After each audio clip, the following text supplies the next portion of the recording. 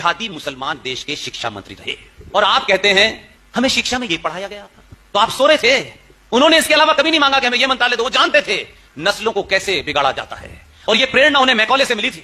Macaulay पागल नहीं था जिसने अपने पार्लियामेंट के अंदर ये भाषण दिया कि भारत के ऊपर अगर लंबे समय तक आपको राज करना है तो भारत की जो सबसे ताकतवर इंस्टीट्यूशन है, संस्थान है, उसको जब तक छिन्न भिन्न नहीं करेंगे भारत के ऊपर लंबे समय तक राज नहीं कर सकते। और उसे उस भाषण में जो वहां की पार्लियामेंट में अवेलेबल है, तब उसने कहा कि भारत का जो जीवन शैली है, पढ़ने की, लिखने की, खाने की, कमाने की, समाज का जो ताना बाना है, उसकी जड़ में है गुरुकुल, इसको समाप्त करना है।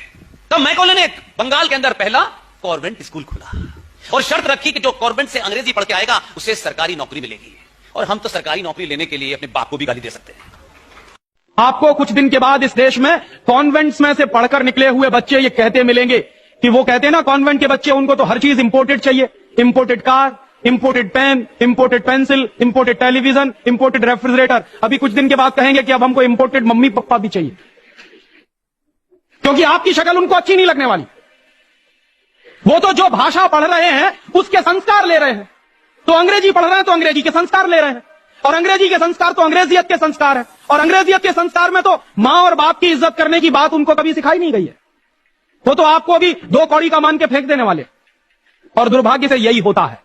कॉन्वेंट स्कूल से निकले हुए बच्चे जितनी गाली अपनी मातृभाषा को देते हैं, अपनी संस्कृति को देते हैं, अपने परिवार को देते हैं, उतनी शायद कोई नहीं देता। तो मैकॉले जो कहा करता था वो बात आज हमको दिखाई देती है कि कॉन्वेंट में पढ़कर निकलेंगे बच्चे तो ये शरीर से हिंदुस्तानी होंगे, दिमाग से अंग्रेज होंगे। अंग्रेजों ने हमको उल्टा फंसा दिया, ज्ञान आधारित हिंदुस्तान को डिग्री में फंसा दिया। अब हम किसी की भी परीक्षा लेते हैं तो भाई तुम्हारे पास डिग्री क्या है? डिग्री कोई महत्व की नहीं होती। चरक ऋषि की क्या डिग्री थी? सुश्रुत ऋषि की क्या डिग्री थी? सांख्य दर्शन की जिन्होंने पूरे दुनिया को बता दिया, उनकी क्या डिग्रियां थी? खगोल शास्त्र में इतने बड़े बड़े रिसर्च हो गए। आज दुनिया कहती है कि प्लूटो ग्रह नहीं है। हिंदुस्तानियों ने तो 14वीं शताब्दी में कह दिया था कि प्लूटो ग्रह नहीं। अब दुनिया मानती है कि प्लूटो ग्रह नहीं। सूर्य की दूरी पृथ्वी से कितनी है ये आज बोलते हैं। 9वीं शताब्दी में तो हिंदुस्तानियों को मालूम था कि सूर्य और पृथ्वी की दूरी कितनी है। तो ये जितनी महान बातें करने वाले लोग, इनके पास किसी के पास डिग्री नहीं थी, ज्ञान था। ज्ञान ऊंचा होता है, डिग्री नहीं होती। तो हम वही ज्ञान आधारित शिक्षा और विद्या लाना चाहते हैं। गाजियाबाद में एक गर्ग परिवार है, संघ के वरिष्ठ पदाधिकारी हैं। उनके बेटा नहीं था, उनकी केवल बेटी थी। 100 करोड़ की प्रॉपर्टी थी। आपके दिल्ली में चौहान बांगड़ एक जगह है, वहाँ का लड़का गाजियाबाद के गर्ग साहब की बेटी को ट्रैप करता है, पहचान छिपा के ट्रैप करता है। उसके बाद उसको बियर बार, हुक्का बार ले जाता है। शुरुआत लब जिहाद से होती है, नेक्स्ट होता है ड्रग जिहाद, उसको ड्रग एडिक्ट बनाता है। जब वो ड्रग एडिक्ट हो जाती है, प्रेग्नेंट हो जाती है, फिर शादी का दबाव डालती है, फिर कहती है लेकिन शादी तो हो ही नहीं सकती क्योंकि मैं तो पाक हूँ, तुम नापाक हो, तो पहले तुम पाक बनो। तो तीसरा जिहाद आ गया, कौन सा? धर्मांतरण जिहाद। जब वो भी कंप्लीट हो गया, उसने कन्वर्ट हो गई, घर में नमाज पढ़ने लग गई। पिताजी ने देखा, हार्ट अटैक आ गया। जिस गर्ग साहब के घर में लहसुन प्याज नहीं खाया जाता था, उनकी बेटी नमाज पढ़ रही है, स्वाभाविक सी बात है हार्ट अटैक आएगा। उसके बाद वो कहता शादी तब करूंगा जब ये पूरी प्रॉपर्टी ट्रांसफर कर दूं। वो क्या करे लड़की, एक तरफ कुआं एक तरफ खाई। सोचे शादी नहीं हुई है, दहेज पहले ले रहा है, एक BMW और एक फॉर्च्यूनर, लेकिन बोला भी और प्रॉपर्टी बची, उसको भी नाम कर दो। अंत में बेटी ने सुसाइड कर लिया। गर्ग साहब की एक बेटी गई तो एक बेटी नहीं गई, एक पूरा वंश चला गया। और मूल कारण क्योंकि हमारे देश में लब जिहाद पे कुछ राज्यों ने कानून तो बनाया है, लेकिन सेंट्रल लेवल पे कानून नहीं। एक तरफ लब जिहाद हो रहा है, फिर ड्रग जिहाद, फिर धर्मांतरण जिहाद, फिर लैंड जिहाद, और नतीजा क्या है?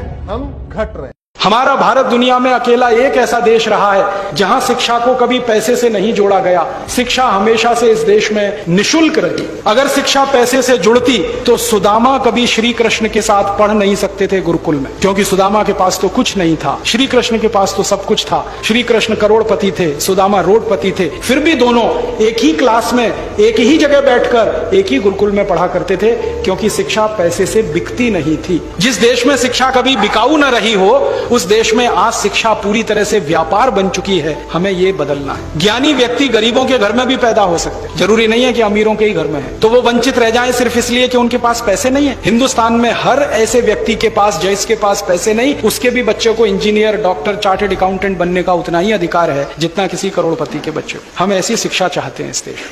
क्या कोई ईसाई ये कह सकता है कि हमारी बाइबल में केमिस्ट्री है? क्या कोई मुसलमान ये कह सकता है कि मेरे कुरान में गणित शास्त्र है? वेद में आपको कृषि शास्त्र मिलेगा, वेद में आपको पशुपालन शास्त्र मिलेगा, वेद में आपको अश्व शास्त्र, हस्ती शास्त्र मिलेगा, वेद में आपको रसायन विद्या, गणित विद्या, भौतिक विद्या, पदार्थ विद्या, संसार की उत्पत्ति, स्थिति, प्रलय, कॉस्मोलॉजी, इसका ज्ञान मिलेगा, वेद में आपको अर्थशास्त्र मिलेगा। तो वेद के जो विषय जो हैं वो इतने व्यापक हैं, उसमें केवल उपासना नहीं है। वेद में आपको आयुर्वेद मिलेगा। क्या संसार की किसी अन्य पुस्तक में इतने व्यापक विषय वस्तु आपको मिलती है? तो आप निष्पक्ष भाव से सारे टॉपिक्स को हम कंपैरिजन करें तो ये सिद्ध होता है कि भाई हाँ, ये वेद बाकी की पुस्तकों से विशेष है और ये विशेष ज्ञान किसी मनुष्य के बस की बात नहीं है, ये केवल ईश्वर दे सकता है। इसलिए उसका ऐश्वरी वाणी या दैवी वाक होना सिद्ध होता है।